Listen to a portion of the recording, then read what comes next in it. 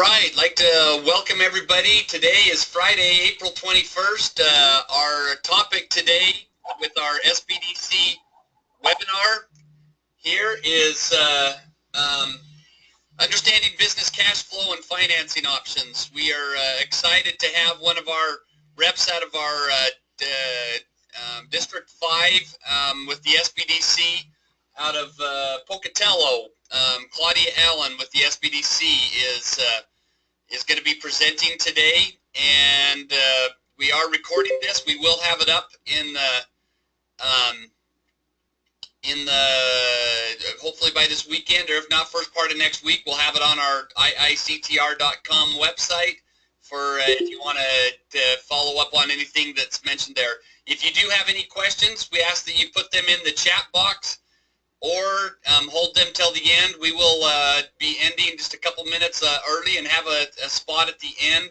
We always answer any questions that are available at the end. So with that, we will turn the microphone and the presentation over to Miss Claudia Allen. It's all yours, Claudia. Thank you, Brian. Can everybody hear me okay? I think you're sounding great. Yep, great. Good morning, everyone. Thank you. I'm excited to be doing this. This is my first webinar that I've ever done, so please be patient with me. And we will, like Brian said, take questions at the end, because I know there's a lot of stuff that we're going to cover in a very short period of time.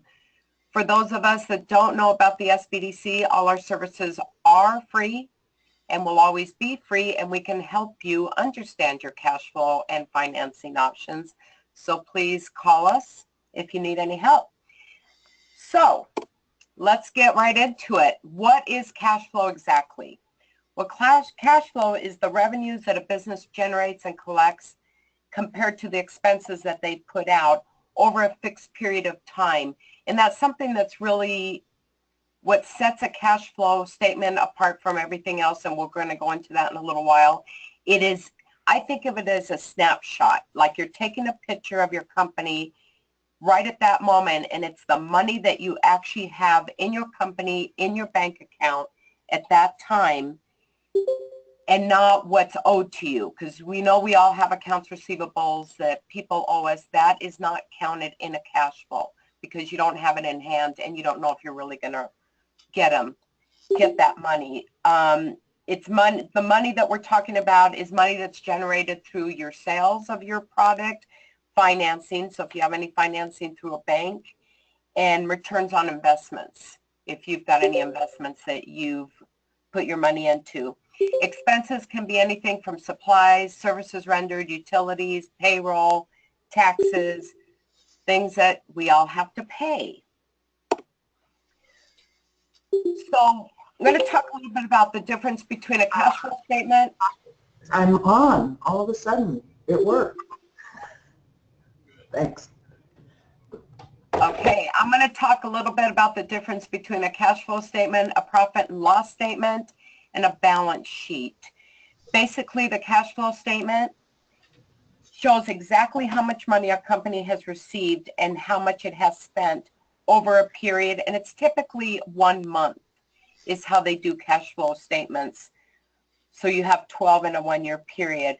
It captures the current operating results and changes on the balance sheet. And we're going to talk about the balance sheet in a little while because it is a lot different than a profit and loss statement in that regard, because it'll show increases or decreases in your accounts receivable and accounts payable, but does not include non-cash accounting such as depreciation and amortization.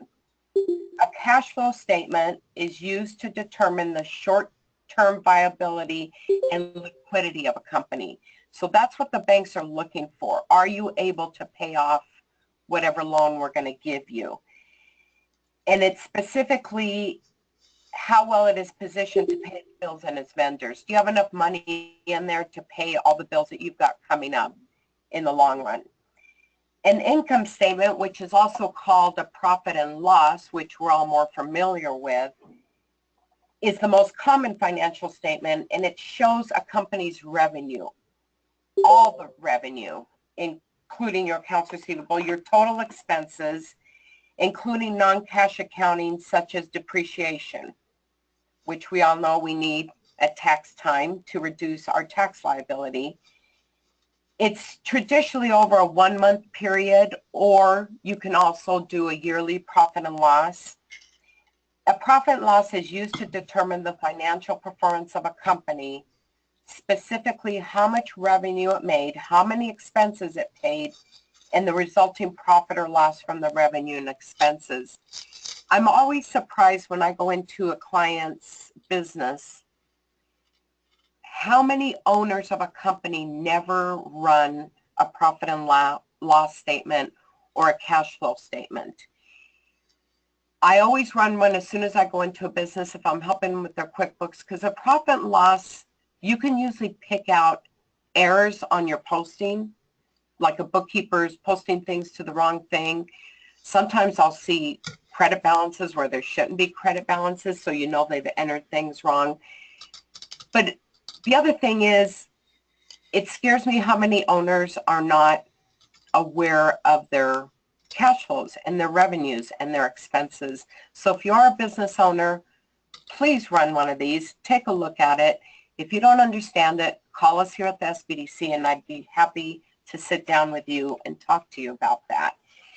The balance sheet is what I call the magic, because I don't think I could do a balance sheet without QuickBooks, because these numbers always magically appear. And it is called a balance sheet because all your assets and your liabilities will always total your equity, which is your owner's equity and your net income. And we'll talk about that a little bit more when we get into each individual financial statement. So now we're going to look at a cash flow statement. So this is for, can everybody see this okay on their screen? I think so. Okay. Yes. Great. So this is for a company, the year ending December 31st, 2008, and their cash at the beginning of the year was $15,700. Now all the cash receipts, not accounts receivable, but the total cash that they received from customers that year was $693,200. And then we go into what they paid out. So you have inventory, cost of goods, general operating and administrative expenses, your wage expense, which of course is always one of your higher expenses, your interest expense, that would be interest on loans, so forth, and your income taxes, which we all unfortunately just all paid this week. So your net cash flow from operations is your cash receipts minus your expenses. So your net cash flow is $147,900. Then, and this is cash flows, I should have said before, are always broken up into these three parts: operations, investing, and financing activities. So now we go into the investing activities. They have sold some property and made some money on it for $33,600. But they also purchased new equipment. So they probably sold an old piece of equipment and bought a brand new one, and that was $75,000. So the net cash flow from their investing activities is a negative $41,400.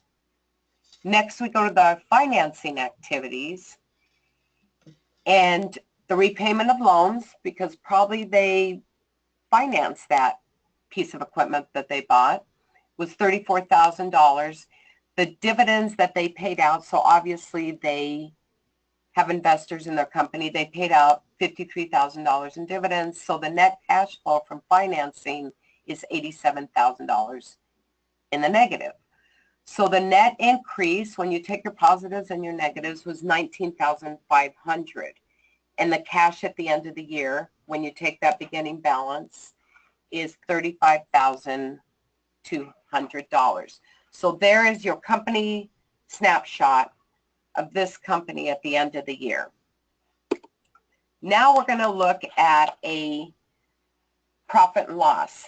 This is a financial statement that summarizes the revenues, costs, and expenses incurred during a specific period of time.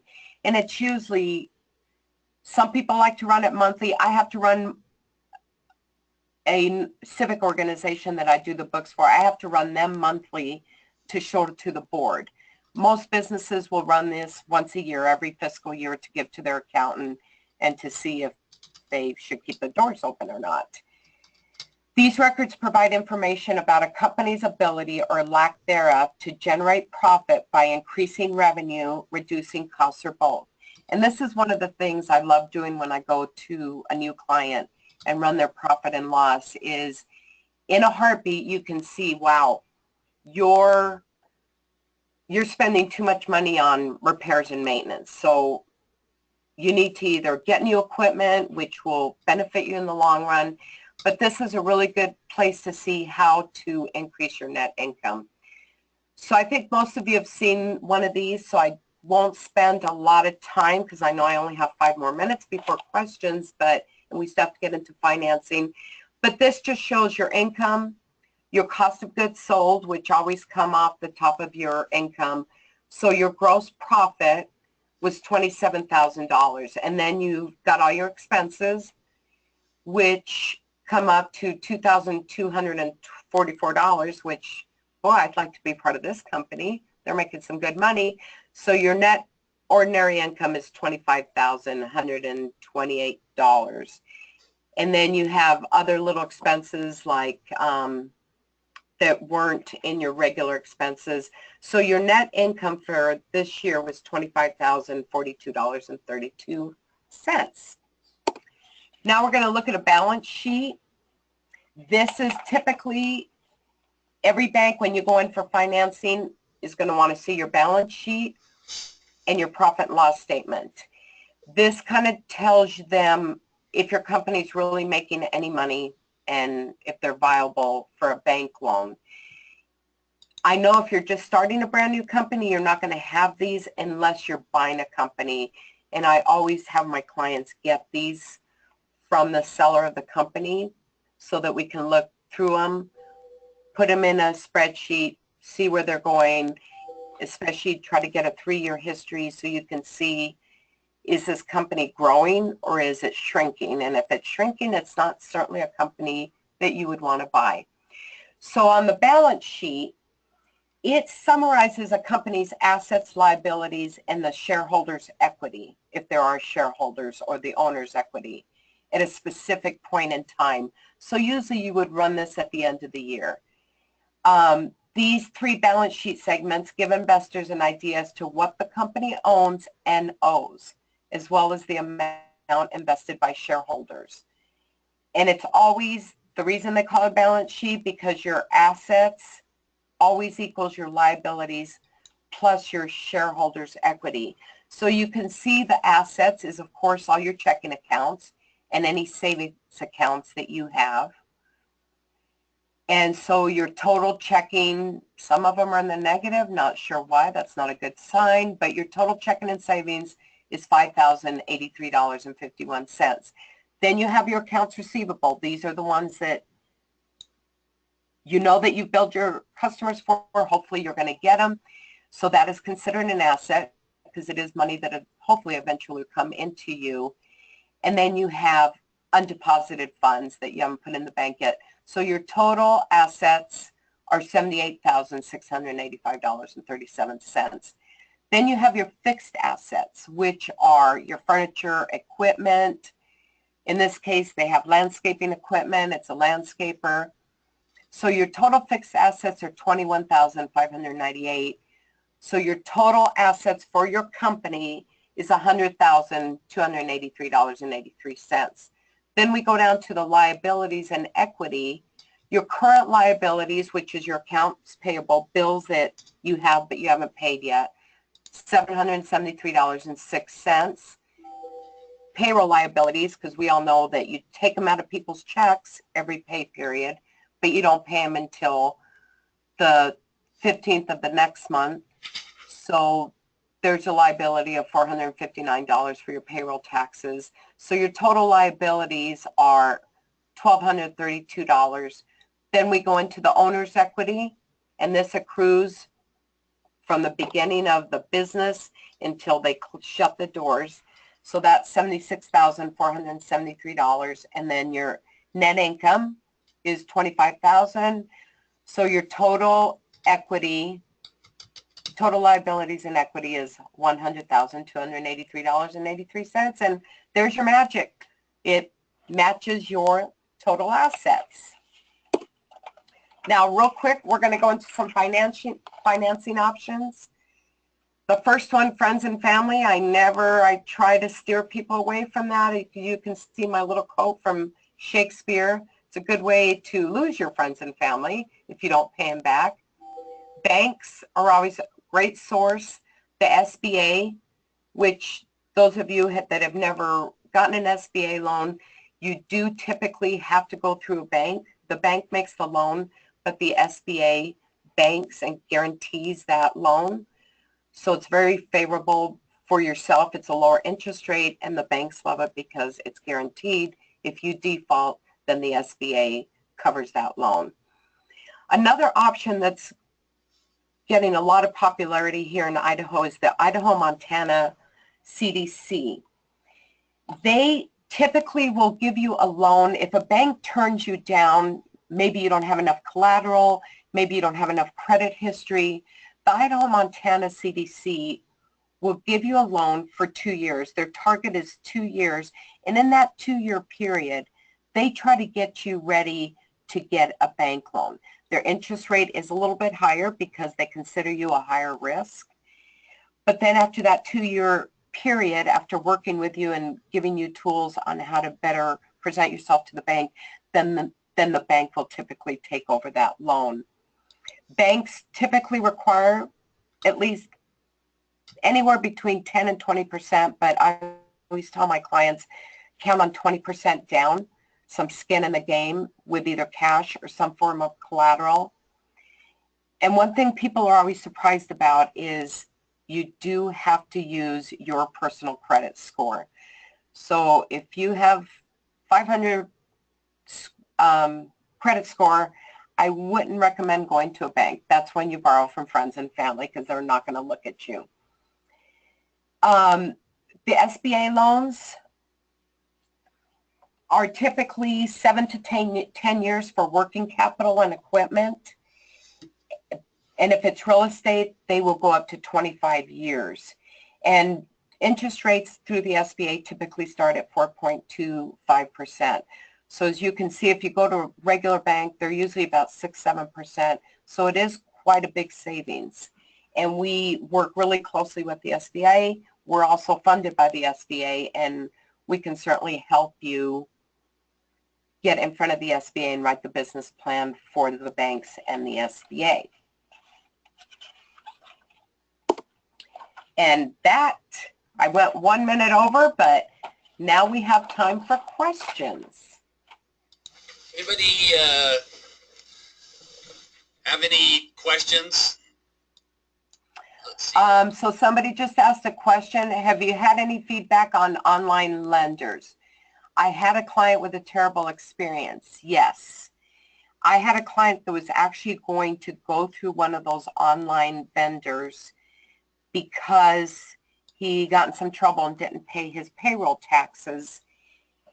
They are targeting people that have bad credit and don't have a lot of collateral, and they are going to charge you, they're going to charge him 25% interest, which is just highway robbery to me. You might as well just go to one of those check and loan places. So yes, I don't recommend going through online lenders. Go to a bank that you already have a relationship with. Go to one of your local banks. They're going to be more apt to help you if you live in the same town. Does that answer your question? Barbara, yes, thank you. Is anybody out there? Oh, yes, thank you. Okay. And more questions? Tell me what the process is to go through like the SBA. What's the time process to do an SBA loan? So typically, if you come here first and we write a business plan, it'll take us a couple weeks to get it perfect, and you take it back to your bank. They typically will present it that same week to the SBA. Now, the SBA only meets usually once a month unless there's special circumstances, and Samantha here at our local office can do it faster. But they typically, their board reviews all the loans once a month, and you typically will have an answer within a week. So the whole process can take anywhere from 2 weeks to 6 weeks, depending on the timing of when the board meets with the SBA. Okay. Very good. Ann has a question. Can you go over owner's equity again? So I told Ann she wasn't allowed to ask questions, but Only I could ask a question. she was going to ask who is your boss. I'm going to call her and complain about you. For those of you that don't know, Ann is my boss. So, Ann, do you have a specific question on owner's equity? Yeah, I'm just never exactly sure what that means. Like, is there you have owner's equity, which is sort of like, is it just a placeholder, or how do you understand that? It's typically all the money from the day that you started, all the money that is not spent out in either expenses. So like your owner's draw will go into it. All the money that you could have put in your pocket that didn't go out in typical expenses builds up as equity in your company. And it also can be if you have shareholders and you have dividends that you didn't pay out, investors that have invested money into your company and you haven't spent it by buying equipment, that all builds up over time. And you will see that owner's equity will grow every year and just get larger and larger, hopefully. So looking at it as money that the owner could have taken out but didn't. Correct. Like reinvesting into the company, so to speak. Correct. Okay. Mm-hmm. I like the comment there that Barbara put. I think of it like net worth of the business. So in looking at those financials that you have, if you're trying to determine a valuation of what the company may be worth, what are some things you can look at on those financials to determine what a business would be worth? Well, I think the first thing I always look at is the profit and loss. So let's say you're generating $100,000 in sales, but your cost of goods sold are $80,000. There's a big red flag. That only gives you $20,000 working capital. And that's not a lot to be running a company by the time you pay payroll. So right there, that tells me you're probably not charging enough for your product because it's costing you 80% to make whatever you're making. So you need to either increase your sales or decrease your expenses, get a new supplier. So that's the first thing I think people look at. And like I said, look at a historical. Is that business growing in value over time? Or are you losing money every year at, let's say, 10%? Because in 5 years, you're not going to have a very viable business if that's the case. Yeah.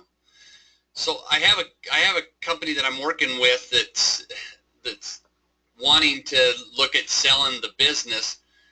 The problem is that he's using any extra cash that's in the business to pay off all of his loans and debts and things like that. So his cash, his books do not look that good because he's eliminating all of the debt that he's got over the last couple of years, trying to get all that paid off. What can you, I mean, if you're trying to determine a valuation of a company, the company's profitable, but yet it doesn't look like it on the books because of trying to just pay off some of the debts. How do you So Brian, is he trying to pay off the debt?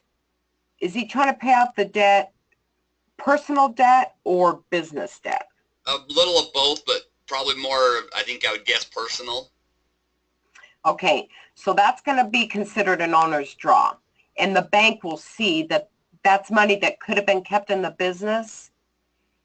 Oh, okay, Barbara's going to address this in a minute too, but the bank is going to see that that is money that would have been part of the net worth of the business, but he's drawing it for personal.